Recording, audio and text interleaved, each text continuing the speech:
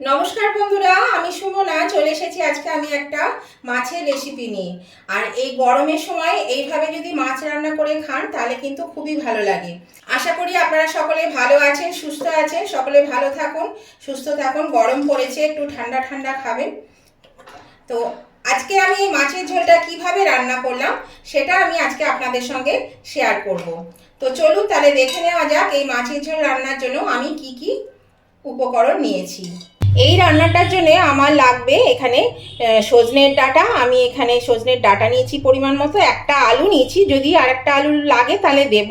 আর এখানে নিয়েছি 250 কুমড়ো। দেখুন কুমড়োটা কিন্তু পাকা নয়, বেশ মানে একদম কাঁচাও নয়, একটু মানে কাঁচা ডাঁশার মাঝামাঝি। তো এই কুমড়োটা আমি লম্বা লম্বা করে কেটে নেব, আলুটাও লম্বা লম্বা করে কেটে নেব। আর এটা খোসাটা ছাড়ানোর দরকার নেই, মাঝখান থেকে একটু একবার একটা কাট দিলেই হয়ে যাবে। আর এগুলো দেখুন কতটাই নরম আছে, এই দেখুন এটা তো ল্যাতপ্যাত করছে। আর এগুলো ভীষণই মানে কি বলবো, ভীষণ নরম এই সজনের ডাঁটাগুলো। তো এগুলো আমি কি করে কাটছি দেখায় আপনাদের। এই সজনের ডাঁটাগুলো আমি কালকে কিনেছিলাম, দেখুন একদিনেই কেমন কালো হয়ে গেছে। মানে কালকে আর আমি করতে পারলাম না, সময় ছিল না বলে। তো দেখুন এই সজনের ডাঁটাগুলো কিন্তু ছাড়ানো যাবে না, এগুলো ছাড়ালে পরে শাঁসটা বেরিয়ে যাচ্ছে। এর আঁশটা ছাড়াতে গেলেই শাঁসটা বেরিয়ে যাবে। তো এই ডাঁটাটা তো ভীষণই নরম, এটা তো এমনি পিস করে নিতে পারবো, শুধুই পিস করা যাবে।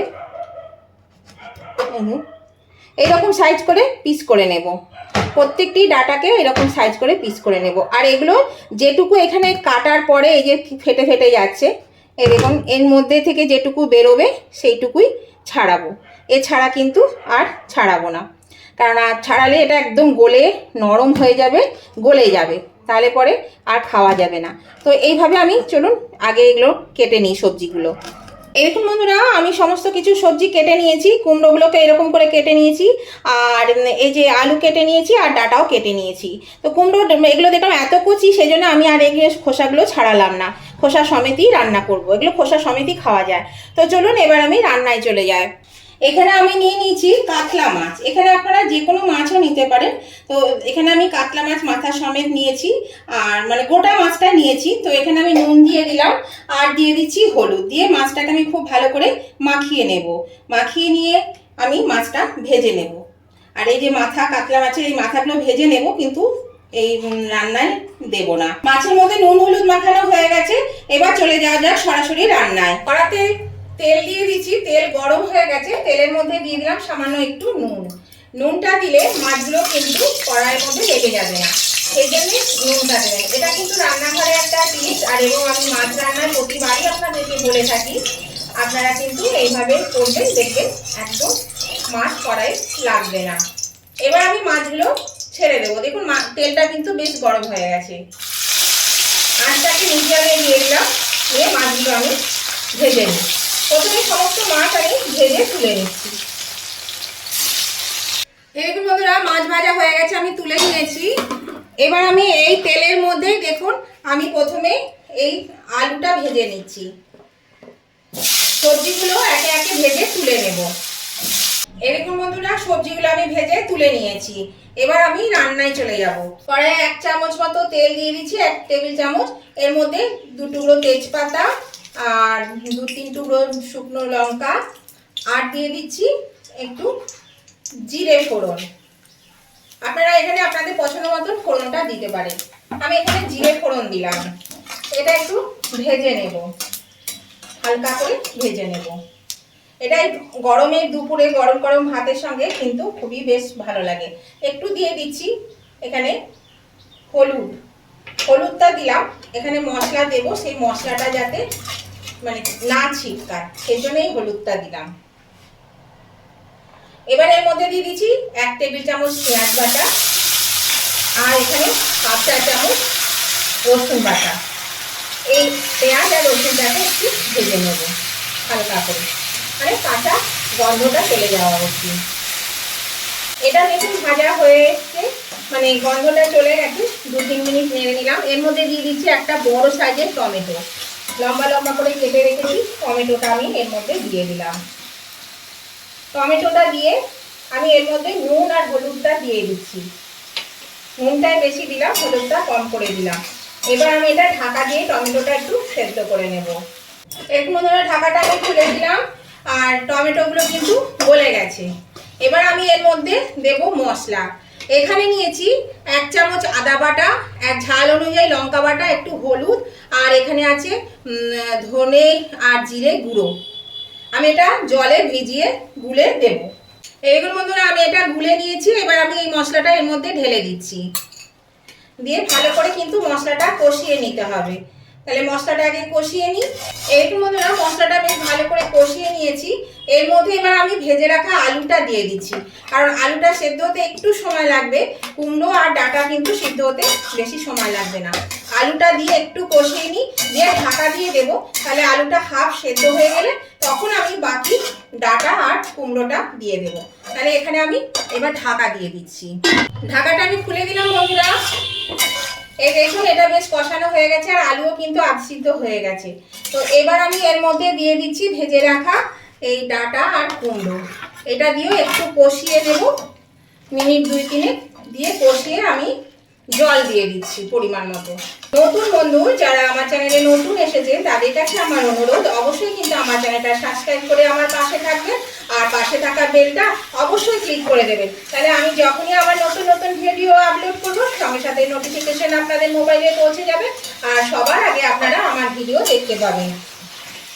আর আমার উভয় বন্ধুদেরকে বলছি, আজকের এই রেসিপিটা দেখতে দেখতে যদি এখনো লাইক দিতে ভুলে গিয়ে থাকে তাহলে অবশ্যই কিন্তু লাইক বাটনটা প্রেস করে দেবেন। আপনাদের একটা লাইক আমাকে এগিয়ে নিয়ে যেতে অনেকটাই সাহায্য করে।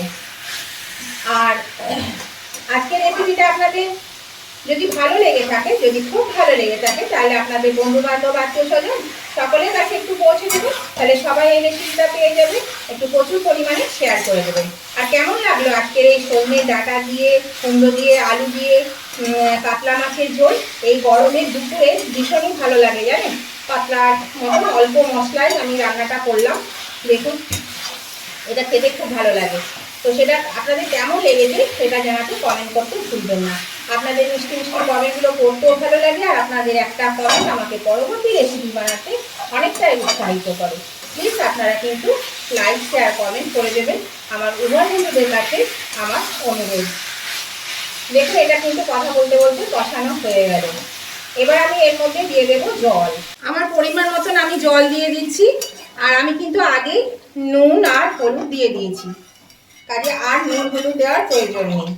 আর আমার নতুন বন্ধুদের কাছে একটা কথা আমার বলার আছে, যারা আমার চ্যানেলে নতুন আসছে আমাকে বন্ধু করছে, প্লিজ আপনারা কিন্তু 2-1 দিন একটু ওয়েট করবেন, কেননা সাথে সাথে কিন্তু আমি আপনাদের বন্ধু করতে পারি না। সেক্ষেত্রে আপনারা কি করেন, মানে 1 ঘন্টা 2 ঘন্টা ওয়েটের পরেই আপনারা দেখি মানে বন্ধুত্ব ছেড়ে চলে যান। এই কাজটা করবেন না, একটু ওয়েট করবেন। আমি ঠিক সময় মতো ব্যাক দিয়ে দেবো, কেননা আমার একটু সময় লাগে, সেই জন্য আমি একটু সময় মতন ব্যাক দিয়ে দেবো। আপনারা প্লিজ একটু ওয়েট করবেন। দেখুন আমি আমার পরিমাণ মতো জল দিয়ে দিয়েছি। এবার আমি এটা ঢাকা দিয়ে দেব সিদ্ধ হওয়া পর্যন্ত। ঢাকা দিয়ে দিলাম, মিনিট 10 পরে আমি ঢাকাটা খুলে দেব। আঁচটাকে আমি মিডিয়ামে রেখে দিলাম। আমি ঢাকাটা খুলে দিলাম বন্ধুরা।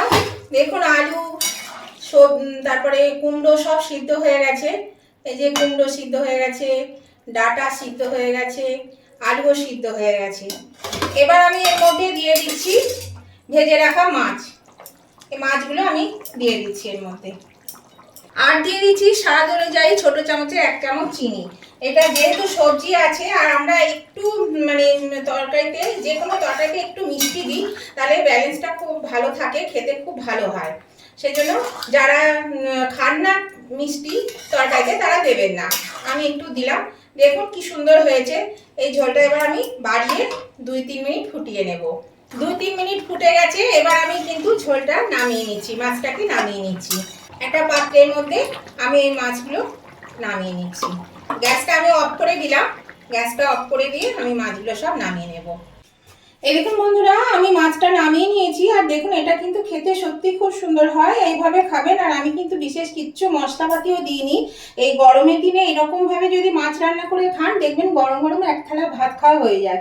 যদিও এই সময় কেউ গরম ভাত খায় না, ভাত গরম করে ঠান্ডা হলেই খায়, তবুও বলবো যে গরম গরম ভাত, এই এক থালা ভাত খাওয়া হয়ে যাবে। আর খেতেও কিন্তু খুব সুস্বাদু হয়।